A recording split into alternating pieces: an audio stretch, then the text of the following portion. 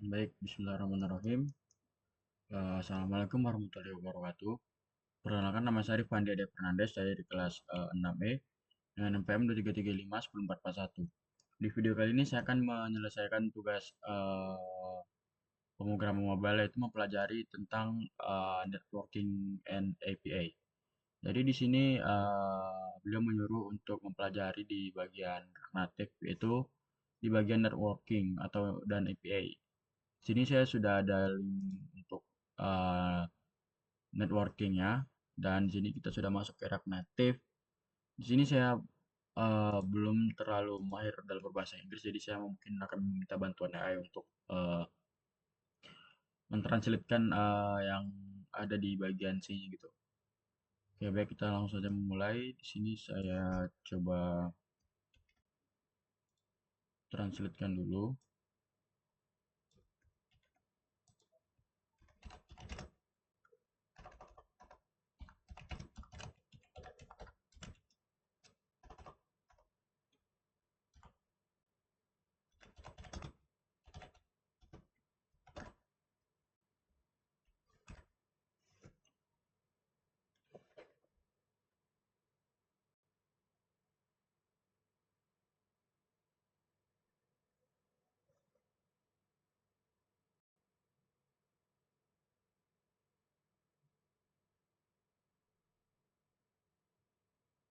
Oke, agak ngelag, coba ChatGPT saja.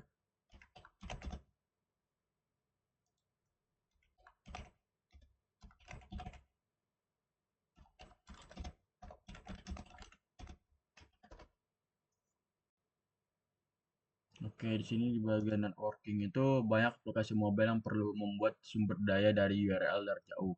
Jadi mungkin kita itu ingin membuat permintaan post ke REST API, atau mungkin perlu mengambil bagian konten dari status dari server lain, yaitu dengan menggunakan Fed. Jadi React Native itu menyediakan Fetch API untuk kebutuhan networking kita. Fetch akan terasa familiar jika kita pernah menggunakan XML, HTTP request atau API networking lainnya sebelumnya. Jadi kita juga bisa dapat melihat panduan MDN tentang using fetch untuk informasi tambahan. Untuk di sini,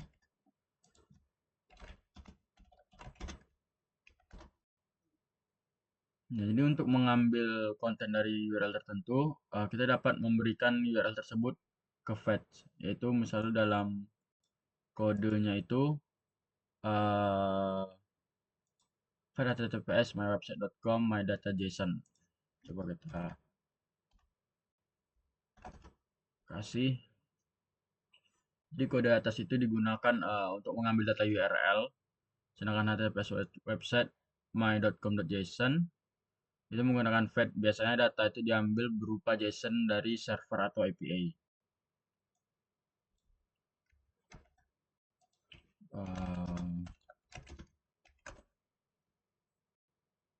Fetch itu juga menerima argumen kedua opsional, yaitu kayak argumen kita tuh mungkin menyesuaikan HTTP request, mungkin juga ingin menambahkan header tambahan atau menambah request post. Contoh tuh kayak gini untuk di kodenya itu. Nah, kalau untuk di bagian kode ini, di mana kodenya itu digunakan untuk mengirim data ke server dengan menggunakan metode POST. Lalu metode POST itu menentukan kalau request itu menggunakan metode POST. Lalu header di sini itu berisi tentang informasi tambahan tentang request. Sedangkan accept JSON yaitu klien yang mengharapkan respon dalam format JSON. Lalu content types application atau .json. Jadi di sini data yang dikirim berbentuk JSON. Untuk bodinya itu data yang mengirim ke server di bagian body. Lalu untuk JSON.stringify itu mengubah objek JavaScript menjadi format JSON agar bisa dikirim melalui request HTTP. Oke. Lalu di sini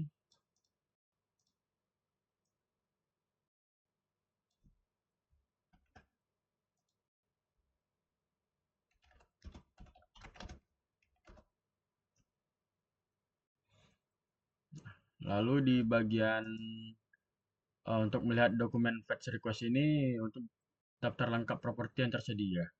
Untuk di sini ada menangani respon, yaitu contoh di atas itu menunjukkan gimana kalau cara kita membuat request dalam banyak kasus. Kita juga mau melakukan sesuatu terhadap respon yang diterima. Lalu networking pada dasarnya merupakan operasi asinkronus. Method fetch akan mengembalikan sebuah prompts sehingga memudahkan penulisan kode yang bekerja secara asinkronus. Oke, di sini untuk kodenya, untuk bagian kode itu di mana di sini kode itu digunakan untuk mengambil data film dari API yang menggunakan fetch. Nah, jadi di sini fetch HTTP React Native itu mengirim request ke URL API untuk mengambil data film. Untuk dan respon.json itu mengubah respon dari server menjadi format JSON. Untuk JSON ataupun return JSON movies yaitu mengambil data movies dari hasil JSON. Untuk catch error itu menangani error jika request gagal atau terjadi masalah saat mengambil data. Karena fetch mengambilkan promise sehingga pengambilan data berjalan secara asinkronus sehingga aplikasi tidak terhenti saat menggunakan respon dari server. Lalu untuk di sini ada juga untuk di bagian sini kalau kode yang ini nih itu tuh versi asynchronous await, yaitu pengambilan data menggunakan fetch. Jadi untuk asynchronous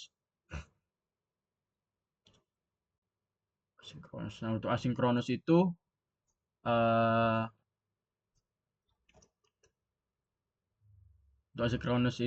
menandakan bahwa fungsi ini berjalan secara asinkronus. Lalu ada await fetch. Await fetch ini menunggu proses request ke server selesai. Lalu ada const JSON. Const JSON di sini itu menunggu proses konversi respon menjadi JSON. Lalu ada return JSON movie, yaitu mengembalikan data film dari hasil JSON. Lalu ada try catch. Try catch di sini, ini try. Try catch itu digunakan untuk menangani error jika terjadi masalah saat request ataupun pengelolaan data. Jadi penggunaan asinkronus atau await ini membuat kode ini lebih mudah dibaca dibandingkan penggunaan then. Jadi berantai karena terlihat seperti kode asinkronus biasa. Di sini ada kode dari TypeScript juga dapat JavaScript-nya. Ini coba kita lihat di sini, di mana kode ini menampilkan di bagian ekspor itu dia menampilkan film Star Wars tahun 1977, Back to the Future tahun 1985, dan juga ada film The Matrix yaitu tahun 1999, dan Inception tahun 2010, dan Interstellar tahun 2014. Untuk di bagian kode di sini. Lalu masuk ke bagian ini,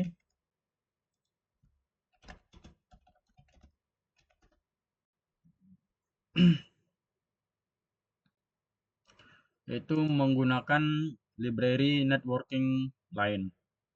Jadi di sini API atau XML HTTP request ini sudah tersedia secara bawaan di React Native. Jadi ini tuh berarti kita dapat menggunakan library pihak ketiga seperti Frisbee ataupun Axios yang bergantung pada API tersebut. Atau kita juga bisa dapat langsung menggunakan API XML HTTP request yaitu jika kita memilihnya. Jadi di sini untuk kodenya di sini bisa kita lihat kalau kodenya itu digunakan untuk XML HTTP request untuk mengambil data dari server dengan menggunakan metode get. Kalau tadi kan dengan menggunakan metode fetch ya. Kalau ini dengan menggunakan metode get. Jadi penjelasannya itu account request itu membuat objek request baru, lalu ada request on ready state change yang ini, yaitu fungsinya itu dijalankan setiap kali status request berubah. Lalu ada request ready touch, yaitu dengan mengecek apakah request sudah selesai diproses atau 4 berarti proses sudah telah selesai di request. Lalu request 100 200 itu mengecek apakah request berhasil. Lalu ada request respon. Nah, untuk request respon ini berisi data respon dari server dalam bentuk teks. Lalu ada respon request open get. Request open get itu mengatur metode request get dengan URL tujuan. Nah, URL-nya tadi itu yang di bagian sini. Website endpoint. Lalu ada request send, yaitu mengirim request ke server. Jadi ini tuh cara lama untuk melakukan networking sebelum fetch dan asynchronous atau wait itu lebih sering digunakan. Lalu masuk ke sini.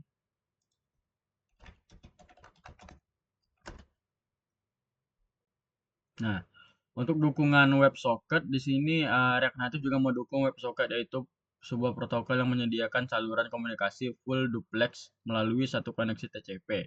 Dengan WebSocket, klien dan server dapat saling mengirim data secara langsung dan real time tanpa harus menerus melakukan request seperti pada HTTP biasa. Untuk kodenya bisa kita lihat di sini. Kode itu cons WS Neo WebSocket atau WS Hostpath. Jadi kodenya itu menunjukkan kalau gimana cara kita menggunakan WebSocket di React Native untuk melakukan komunikasi real time antara klien dan server. Untuk di bagian cons WS Neo WebSocket ini, yaitu membuat koneksi WebSocket ke server, lalu WS on open itu dijalankan ketika koneksi berhasil dibuka, atau WS send something mengirimkan pesan ke server. Lalu ada WS on message itu dijalankan saat menerima pesan dari server. Lalu ada e-data. E-data ini berisi data pesan yang kita kirim. Lalu ada WS on error dijalankan terjadi ketika error pada koneksi WebSocket. Lalu ada e-message itu menampilkan pesan error, dan WS on close dijalankan ketika koneksi sudah ditutup. Ada encode juga, kode penutupan koneksi, dan juga ada reason alasan koneksi itu ditutup. Jadi WebSocket ini digunakan untuk aplikasi chat, notifikasi real time, game online, live update data, ataupun fitur streaming data secara langsung gitu.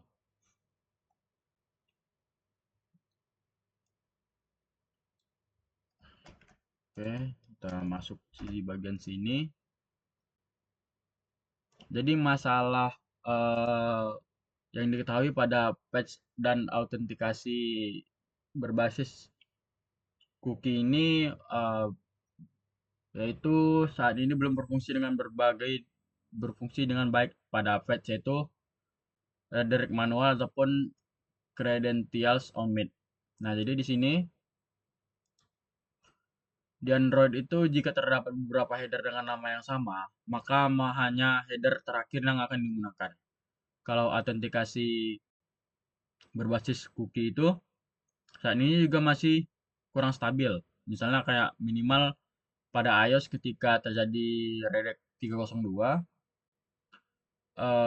header set coki dan terdapat header set coki tidak tersimpan dengan benar karena redirect itu tidak dapat ditangani secara manual. Hal ini uh, request menyebabkan request terus berulang tanpa henti atau infinite request jika direct terjadi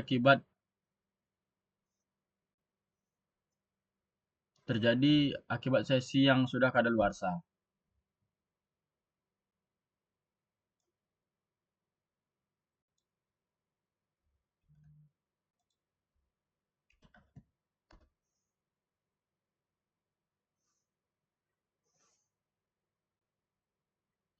Lalu masuk ke bagian konfigurasi NSURL session pada iOS. Nah, di sini untuk beberapa aplikasi mungkin diperlukan menyediakan NSURL session configuration khusus untuk NSURL session digunakan pada request jaringan di aplikasi React Native yang terjadi di iOS. Sebagai contoh, untuk mengatur custom user agent untuk semua request jaringan dari aplikasi atau menggunakan NSURL session configuration sementara atau ephemeral.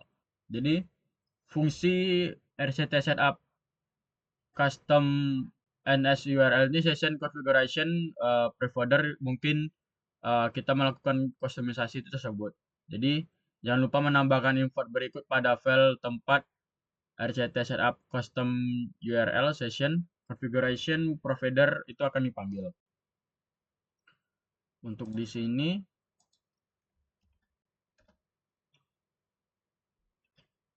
untuk pengimpornya itu kode itu digunakan untuk mengimpor RCT THT request header dengan React Native pada iOS. Jadi import ini itu diperlukan dapat menggunakan fungsi RCT setup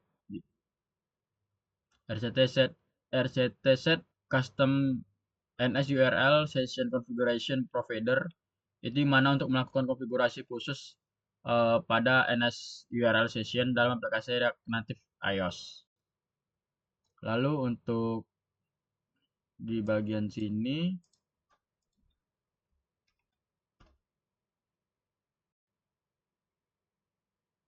jadi untuk di bagian objeknya itu kode ini digunakan untuk mengatur konfigurasi khusus NSURL session pada aplikasi React Native di iOS. Jadi coba kita lihat kesimpulan dari semuanya.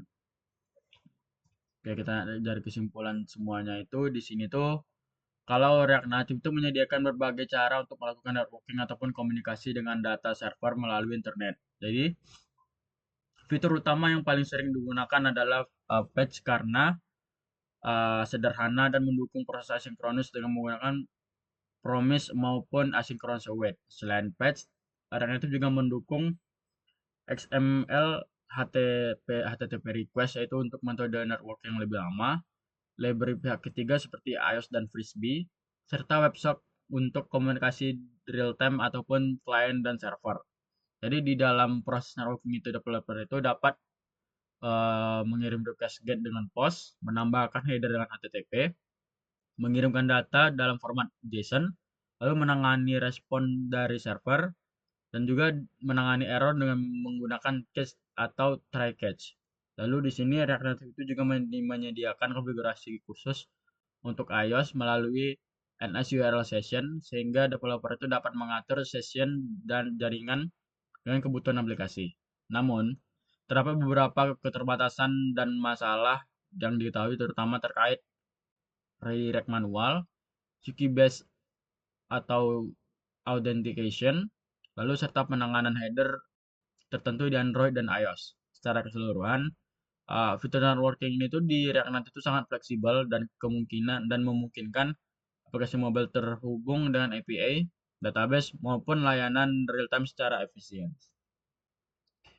Oke, sudah selesai pembahasan untuk di bagian networking ini. Jadi mungkin itu saya yang bisa dapat saya sampaikan. Apabila ada salah kata ataupun kekurangan, saya mohon maaf. Saya akhiri.